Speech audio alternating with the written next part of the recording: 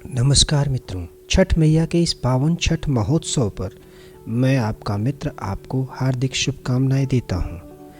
छठ पूजा का व्रत बहुत पवित्र और कठिन माना जाता है। मान्यता है कि इस व्रत का पालन करने वाली महिलाओं पर सूर्यदेव और छठ मैया की असीम कृपा होती है। कार्तिक मास के शुक्ल पक्ष की षष्ठी तिथि को इस व्रत का आयोजन होता है, जो 4 दिनों तक चलता है। 4 दिनों तक चलने वाली छठ पूजा और व्रत के दौरान छठ व्रत की कथा सुनना भी लाभदायक माना जाता है। छठ व्रत के पूजन के विषय में अनेक कथाएं प्रचलित हैं। कुछ प्रमुख कथाएं हैं जिन्हें कहा जाता है, जिसमें सबसे प्रमुख कथा है प्रियंवद और मालिनी की कथा। पुराणों के अनुसार प्रियंवद नाम के एक राजा हुआ करते थे, जिनकी कोई संतान नहीं थी। तब महर्षि कश्यप ने राजा के यहाँ एक यज्ञ का आयोजन किया। महर्षि ने यज्ञ की आहुति के लिए बनाई गई खीर को राजा प्रियंवद की पत्नी मालिनी को खाने के लिए दिया। यज्ञ की उस खीर के प्रभाव से राजा रानी को पुत्र की प्राप्ति तो हुई, लेकिन वह पुत्र मृत था। प्रियंवद पुत्र को लेकर श्मशान गए और पुत्र वियोग में प्राण त्यागने के लिए उत्सुक हुए। उसी समय भगवान की मानस पुत्री देवसेना प्रकट हुई।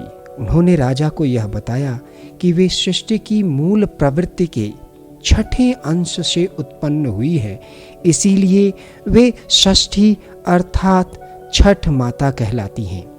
माता ने राजा को अपने पूजन का आदेश दिया और उनकी समस्त मनोकामनाओं को पूरा करने का आश्वासन दिया।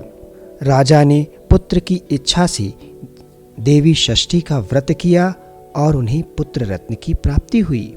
षष्ठी देवी अथवा माता छठ की इस कथा को कहने या सुनने से राजा प्रियंवद की भांति उस व्यक्ति की भी सभी मनोकामनाएं पूरी हो जाती हैं।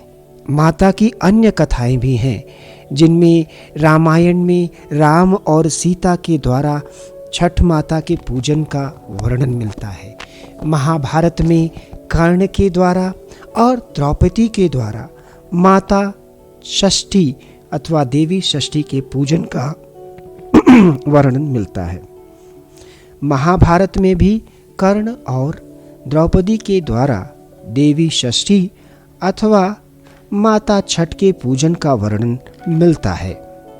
चूँकि यह व्रत कार्तिक मास के शुक्ल पक्ष की षष्ठी तिथि को राजा प्रियंवद ने किया था, इसीलिए तभी से इसी दिन छठ का पूजन किया जाता है।